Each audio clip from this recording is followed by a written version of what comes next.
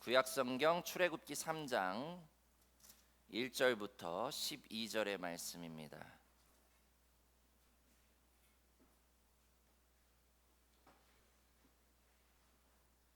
출애굽기 3장 1절부터 12절의 말씀입니다.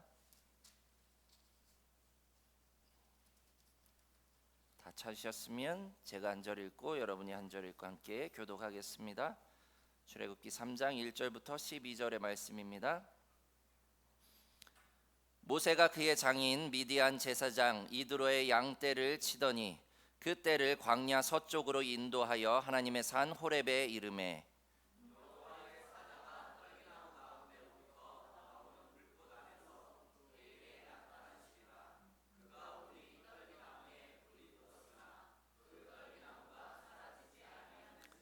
이에 모세가 이르되 내가 돌이켜 가서 이 큰 광경을 보리라.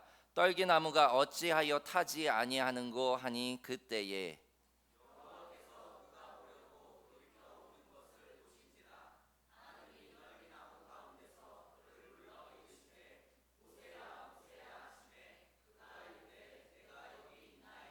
하나님이 이르시되 이리로 가까이 오지 말라. 내가 선 곳은 거룩한 땅이니 내 발에서 신을 벗으라.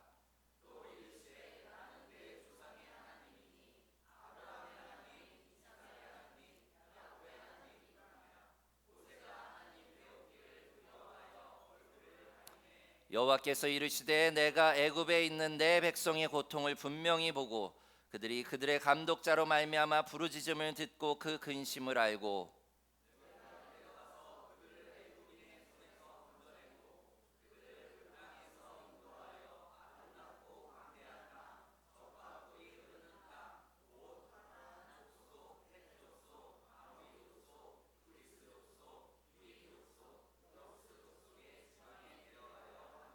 이제 가라. 이스라엘 자손의 부르짖음이 내게 달하고 애굽 사람이 그들을 괴롭히는 학대도 내가 보았으니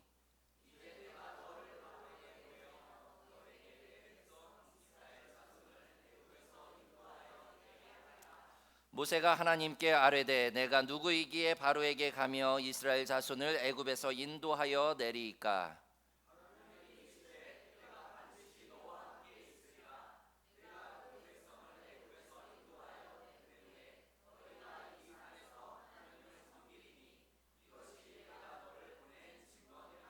아멘.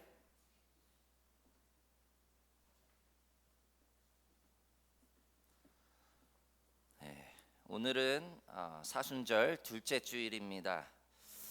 특별히 저와 여러분은요 지금 사순절을 보내고 있습니다. 부활절 전까지 40일간의 영적 순례의 시간이고요. 이 기회를 통해서 정말 우리의 삶을 다시 한번 돌아보고 또 재정립하고 또 우리의 영성을 개발하는 그러한 시간을 갖기를 바랍니다. 사실 저는 지난 일주일 동안은요 여전히 좀 시차로 인해서 조금 어려움을 겪었습니다. 오늘 아침에 예진이한테 물어보니까 아침에 일찍 그냥 눈이 떠진대요 여전히. 그래서 시차가 여전히 계속해서 발목을 붙잡고 있는데 그냥 놔두겠대요. 나중에 미국 갈 거니까 언제가 될지 모르겠지만 아무튼 시간 차이가 워낙에 많이 나다 보니까 사실 시차에 적응하기가 쉽지가 않습니다. 저도 거의 한 새벽 4시쯤 이렇게 눈을 한 수요일까지는 떴던 것 같아요. 그리고 지금은 이제 한 7시, 8시쯤까지 이렇게 푹 잘 수 있게 됐는데요. 문제는요 이렇게 눈을 뜨고 나면 고요한 그 시간에 뭘 할 수 있는 게 없어요. 그러다 보니까 저도 또 아침에 큐티집을 열어서 큐티도 하고 책도 보고 하는데도 한없이 아침이 길더라고요. 그래도 그 시간을 통해서 저도 여러 가지 제 스스로 한번 고민도 하고 또 하나님의 말씀을 묵상했습니다. 근데 문제는요 아침에 일찍 일어나는 거는 좋지만 대신 오후부터 점점 이제 졸리기 시작해요. 몽롱해지고요. 오후 3시만 되면 졸음이 몰려오고 저녁밥을 먹으면 바로 그냥 쓰러져서 자기 일수였던 것 같습니다. 그래서 어쩔 때는 김혜원 목사님 대신 연탄불도 갈아주고 그런 일들이 진행이 되었습니다. 아직도 조금은 불편한 감은 있지만 그래도 어느 정도 이제는 좀 한국 시차에 적응한 것 같고요. 몸도 좀 이제 생체 리듬이 좀 돌아오지 않았나라는 생각이 되어집니다. 저는 특별히 이번 사순절 기간 동안요, 광야를 다시 한번 좀 깊이 묵상했으면 좋겠습니다. 아마 2년 전에 저희가 이 광야에 대해서 함께 나눴던 기억이 납니다. 광야 하나님의 사람들의 인큐베이터라고 하는 그런 주제를 가지고 우리 함께 나눴던 기억이 나실 텐데요. 왜 하나님은 하나님의 사람들을 광야로 인도하실까? 우리는 그 부분에 대해서 항상 염두에 두고 있어야 됩니다. 그리고 하나님은요, 그곳을 하나님의 사람들의 훈련 장소로 활용하시는 것을 보게 됩니다. 사실 광야 하면 여러분들 뭐가 떠오릅니까? 광야 하면 삭막함 혹은 척박함, 고요함. 사실 이 광야라고 하는 것은요, 뭐 하나 소중한 것이 없는 것이 없어요. 물 한 모금 소중하고요, 풀 한 포기, 심지어 하늘에 떠 있는 조각구름 하나마저도 소중한 곳이 바로 이 광야가 아닌가라는 생각이 되어집니다. 그래서 광야는요, 하나님의 사람들을 더욱더 겸손하게 하고 또 모든 것의 소중한 그 가치를 깨닫게 하는 곳이 바로 광야가 아닐까라는 생각이 되어집니다. 근데 반대로 지금 우리가 살고 있는 이 도시와 우리가 지금 살고 있는 이 환경은 어떻습니까? 풍요롭죠. 너무 많은 것들이 자리를 차지하고 있지 않나라는 생각이 되어질 정도로요, 우리는 그 일상 자체가 바쁘고 많은 것들로 채워져 있습니다. 풍요를 넘어서 오히려 너무하다 싶을 정도로 많은 것들이 차지하고 있지는 않습니까? 때로는요, 넘쳐나는 풍요 속에서 우리는 매일의 일상을 그렇게 낭비하면서 살아가는 경우들도 있습니다. 이번 사순절 기간 동안은요, 이제 잠시 우리의 풍요로운 일상을 좀 벗어나서 척박한 광야로 좀 나아가 보기를 원합니다. 그리고 그것에 들어서는 순간 우리는 우리가 누렸던 그 풍요를 다시 한번 절실히 깨닫게 되지 않을까라는 그런 생각이 되어지고요, 그 가운데서 정말로 하나님께서 우리에게 허락하신 그 모든 것들이 얼마나 감사한지를 다시 한번 경험하는 그러한 계기가 되리라 믿습니다. 사실 오늘 말씀에 모세가 그랬습니다. 당시 애굽은요, 풍요의 땅이었어요. 애굽의 공주의 아들로서 받아들여져서 궁전에서 애굽식 교육을 받으며 자라난 모세는요, 아마도 풍요 중에 풍요를 누린 상위 0.1%의 사람이 아니었을까라는 생각이 되어집니다. 사람들의 눈으로 이 모세를 봤을 때는요, 정말로 남부러울 것 없는 그런 선망의 대상이 아니었을까요? 또 노예로 부림당하고 있었던 이스라엘 백성들의 눈에 봤을 때는 저 복에 겨운 것이라고 그렇게 생각되지 않았을까요? 근데 우리는요, 겉모습만 보면 그런 모습이 바로 모세였어요. 근데 저의 겉은요, 풍요롭고 화려했을지 모르지만 저의 내면은요, 병들어가고 있었습니다. 저의 영적 상태는요, 고갈을 넘어서 괴사 수준에 이르르고 있었음을 우리는 알 수가 있습니다. 오늘 본문 말씀 이전에 2장 말씀 함께 읽어보면요, 모세가 이제 장성해서 이제 어른이 되었다라고 기록합니다. 그리고 저가 이제 12절의 말씀에 보면 지나가다가 애굽 사람이 히브리 사람을 때리는 것을 목격합니다. 그리고 같은 히브리 사람으로서 부당하다고 느끼는 것은 당연한 거겠죠. 그리고 저의 행동은 우리의 상상을 초월합니다. 우리 2장 12절 말씀 다 함께 읽어보겠습니다. 시작. 좌우를 살펴 사람이 없음을 보고 그 애굽 사람을 쳐 죽여 모래 속에 감추니라. 아멘. 제가 법률 용어는 잘 모릅니다만 과실치사라는 게 있습니다. 그것은요, 내가 전혀 죽일 의도가 없었는데 잘못하는 바람에 누군가 사망에 이르렀을 때 과실치사라고 합니다. 그리고 거기서 조금 더 나아가서 우리가 미필적 고의라고 하는 것이 있습니다. 죽일 의도는 없었지만 그 행위로 인해 죽을 수도 있다는 걸 알면서도 행위를 했을 때 우리가 미필적 고의라고 그렇게 이야기를 합니다. 근데 오늘 말씀은요, 우리가 언뜻 보면 모세가 과실치사나 혹은 미필적 고의 정도로 그렇게 해서 사람을 죽인 것처럼 보여집니다. 근데요, 오늘 말씀 다시 한번 읽어보십시오. 특별히 앞부분 모세의 행동을 보면요, 좌우를 살펴 사람이 없음을 보고라고 기록합니다.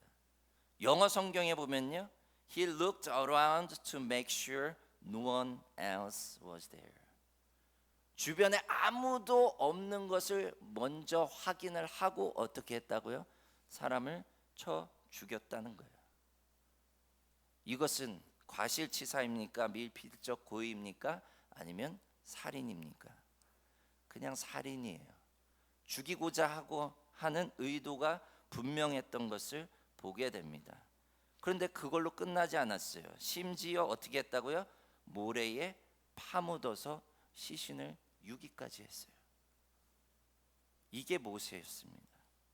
사실 우리는요, 그가 모세를 위대한 이스라엘의 구원자로 혹은 엘리야와 함께 예수님의 변화산 사건에 등장할 만큼 그렇게 위대한 선지자로서 여겨왔습니다. 근데 그런 저가요, 이 같은 고의로 살인을 저질렀다는 거예요. 우린 도저히 그런 저를 이해할 수가 없을 겁니다. 뭐가 부족해서?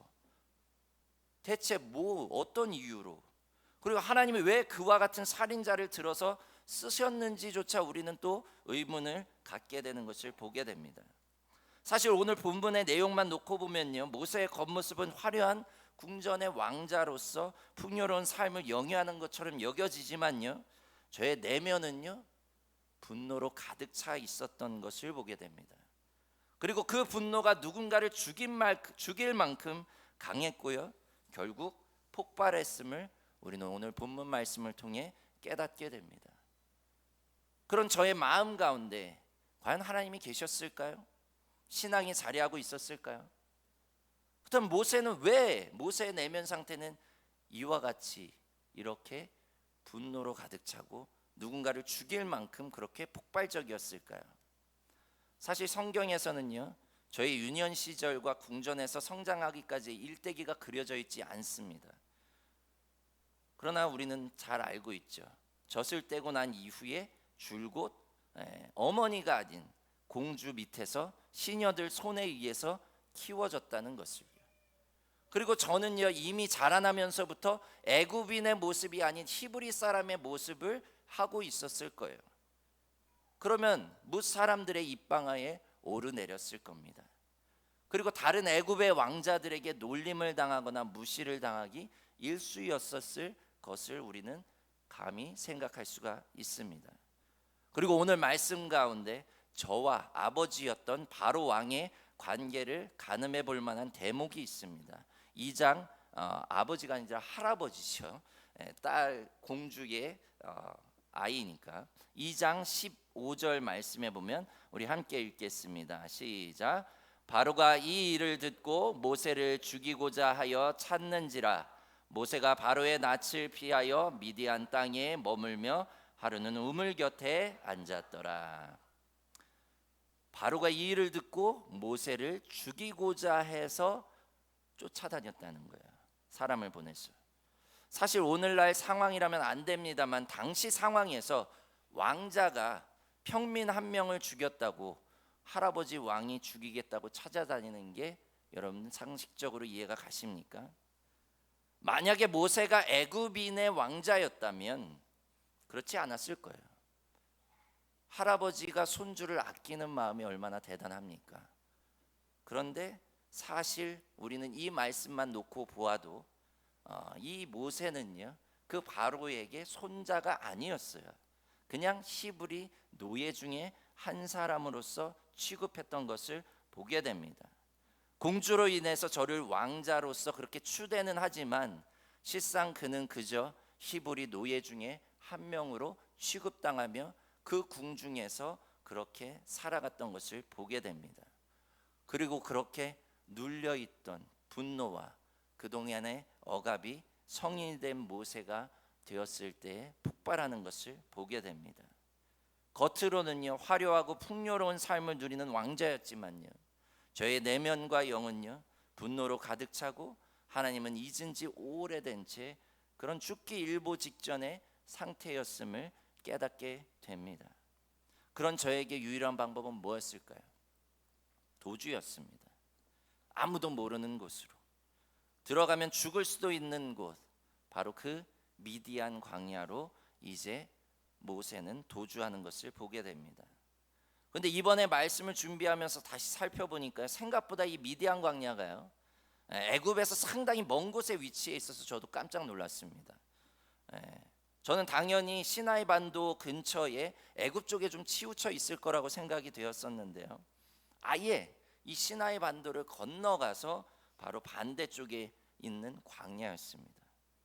우리는요 이 사실만 놓고 봐도 모세가 얼마나 죽기 살기로 도망쳤는지를 알 수가 있습니다. 얼마만큼 저가 고통스럽게 그곳에서 살아왔는지를 우리는 이 사실만 놓고 봐도 알 수가 있어요. 이처럼 모세에게 광야는요 더 이상 선택의 여지가 없는 곳이었어요. 목숨을 부지할 길이 없어서 두려움과 절망 가운데 들어갔던 곳이 광야입니다. 아무런 희망도 기약도 없이 그렇게 쫓기듯이 저는 광야로 그렇게 들어갔습니다. 근데 놀라운 사실은요, 그렇게 죽을 것만 같고 애굽에 비하면 빈곤하고 척박하기 그지없는 그런 미디안 광야의 우물 곁에서 뜻밖의 인연을 만납니다. 그리고 십보라라고 하는 여인을 만나서 가정을 꾸리고 또 목자로서의 그러한 새로운 삶을 시작하는 것을 보게 됩니다. 척박해 보이지만요, 이 광야는요 외부인들에게 물을 나눠줄 수 있는 여유가 있는 곳이었어요. 사실 모세가 처음에 이 이드로의 딸들을 만난 곳이 바로 이 우물가였어요. 그곳에서 무엇을 원했을까요? 물을 원했던 거죠. 정말로 전혀 모르는 알지도 못하는 그러한 나그네에게 물을 건넬 수 있는 여유가 있는, 광야라고 하는 곳에서 물을 한 모금은 얼마나 소중합니까? 그런데 그 소중한 것을 함께 나눌 수 있는 여유가 있었던 곳이 바로 이 광야예요. 그리고 모세를 그냥 두고 돌아온 자녀들을 탓하는 이 아버지 이드로의 마음을 보십시오. 20절 말씀 함께 읽겠습니다. 시작. 아버지가 딸들에게 이르되 그 사람이 어디 있느냐? 너희가 어찌하여 그 사람을 버려두고 왔느냐? 그를 청하여 음식을 대접하라 하였더라.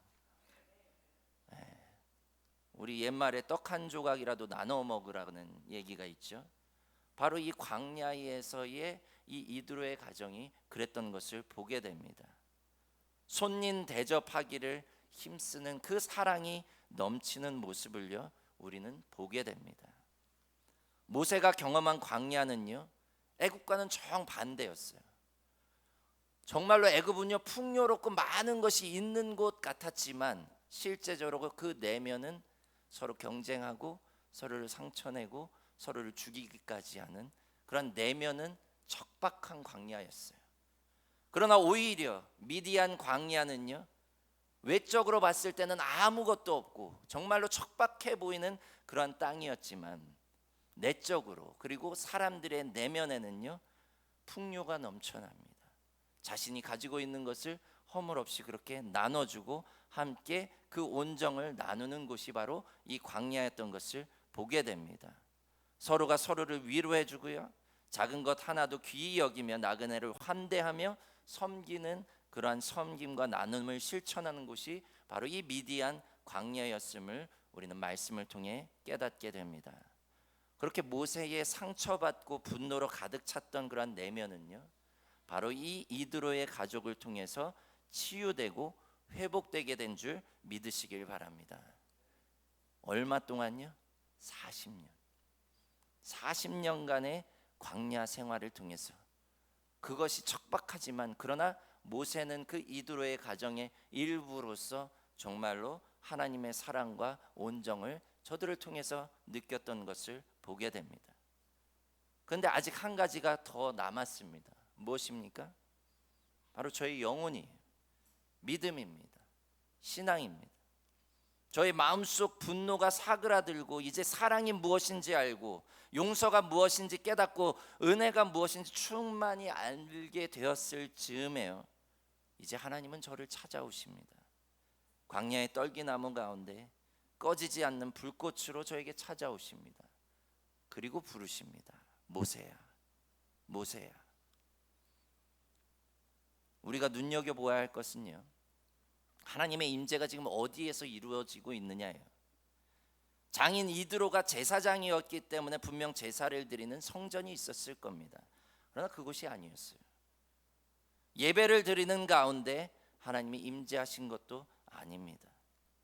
그저 모세가 양을 치는 가운데 광야 한복판 생뚱맞게 떨기나무 가운데서 임재하셔서 모세를 부르시는 것을 보게 됩니다. 그리고 그 가운데서 하나님의 그 음성을 듣는 순간 저의 마음이 무너져 내리고 그곳에서 무릎을 꿇고 하나님을 경배하는 것을 보게 됩니다. 사랑하는 성도 여러분, 하나님을 만나는 만남의 장소를요, 임재의 장소를 여러분 스스로 한정하지 마십시오. 여러분의 마음이 준비되고 하나님의 영이 임하는 곳이 바로 거룩한 은혜의 자리이며 하나님을 만나는 장소인 줄 믿으시기를 바랍니다. 그렇게 모세는요, 광야 한가운데서 하나님을 만났고요, 그곳을 거룩한 예배의 자리로 만들어 갔습니다. 그리고 비로소 저가 용서함을 받고 새로운 삶으로 나아갈 수 있게 된 줄 믿으시길 바랍니다. 근데 이토록 기나긴 시간을 들여서 모세를 인도하신 하나님은요, 왜 그러면 이런 모세를 부르셨을까요? 그 부르심의 목적이 있었을 거 아닙니까? 광야에서의 40년이라는 긴 시간 동안 저를 이드로의 가족들 붙여서 먹이며 입히시며 양육하신 이유가 있었을 거 아닙니까? 오늘 본문 9절에서 10절 말씀 다 함께 읽어보겠습니다. 9절에서 10절 시작. 이제 가라, 이스라엘 자손의 부르짖음이 내게 달하고 애굽 사람이 그들을 괴롭히는 학대도 내가 보았으니 이제 내가 너를 바로에게 보내어 너에게 내 백성 이스라엘 자손을 애굽에서 인도하여 내게 하리라. 아멘. 저를 부르신 목적은요, 바로의 압제로 인해서 고통받는 이스라엘 백성들을 구원하라는 사명을 주시기 위함인 줄 믿으시길 바랍니다.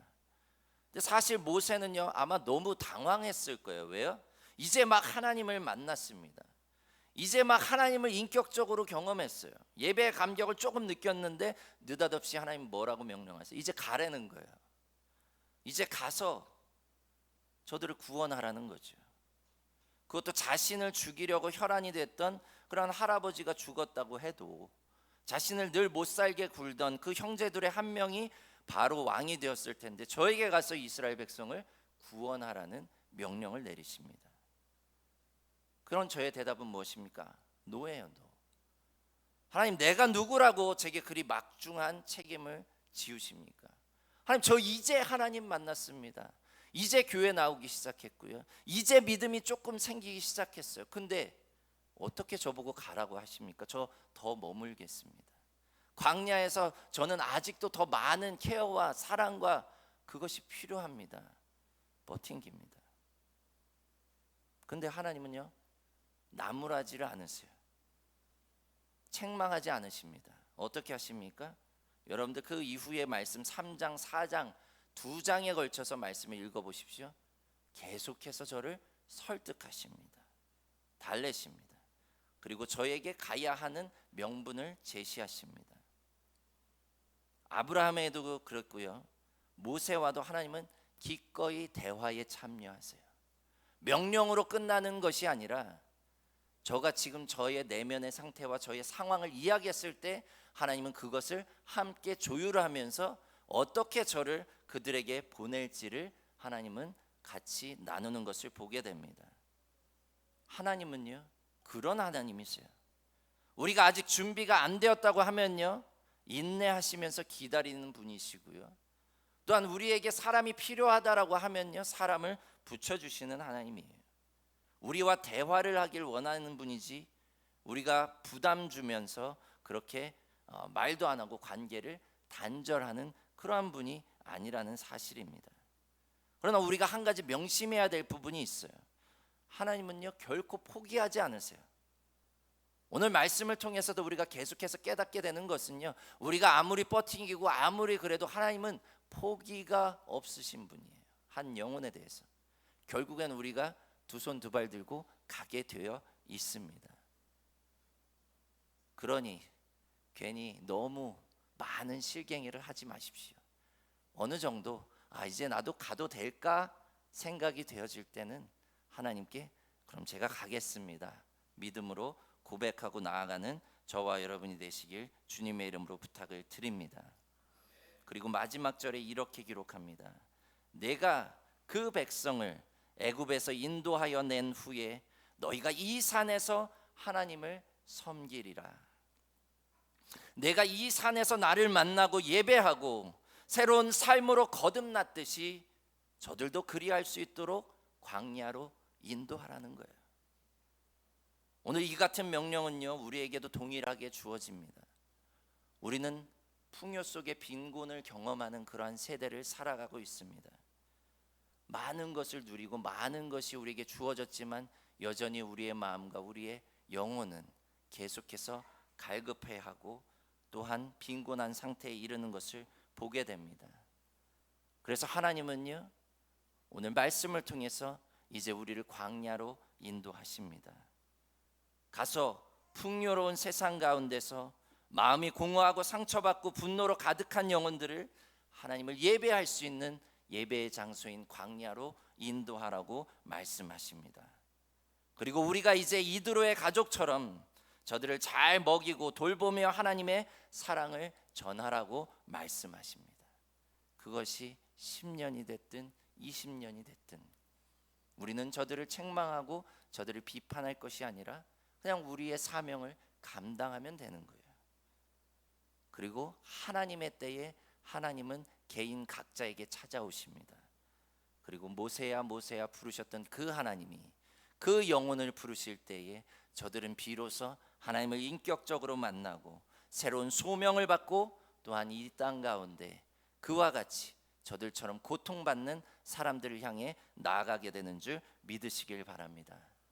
이것이 광야의 역할이에요. 그리고 이것이 광야의 풍요로운 역설입니다. 정말로 이 땅 가운데 우리는 풍요로움 가운데서 우리의 빈곤한 그 마음을 이제 하나님의 광야에서 다시금 채우셔서 이 땅 가운데 우리와 같이 그렇게 힘들고 어렵고 공허하고 분노로 가득 차고 혹은 상처와 아픔 투성인 채로 그렇게 살아가는 자들을 하나님의 광야로 인도하여서 저들을 잘 돌보고 케어해서 하나님을 만날 수 있는 기회를 만들어주는 저와 여러분이 되시길 주님의 이름으로 축원합니다. 기도하겠습니다. 하나님, 오늘날 우리는 너무도 풍족한 그러한 시대를 살아갑니다.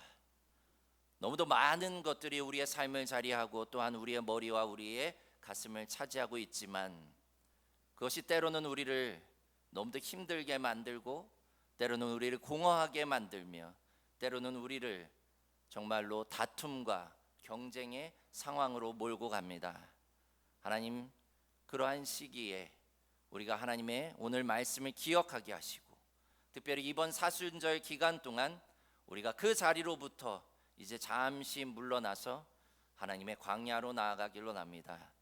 조용한 하나님의 성전을 찾게 하시고 혹은 조용한 나만의 공간을 찾아서 그곳에서 하나님의 말씀을 깊이 묵상하며 우리의 영혼을 다시금 돌보는 그러한 귀한 시간이 되게 하여 주시옵소서. 그리고 모세가 하나님을 떨기나무 가운데서 만났듯이 우리도 그 자리에서 하나님을 다시금 인격적으로 만나게 하시고 그 하나님의 위로하심과 돌보심을 통하여서 다시금 우리의 삶이 회복되고 우리의 삶의 자리로 돌아갈 수 있도록 하나님이 인도하여 주시옵소서.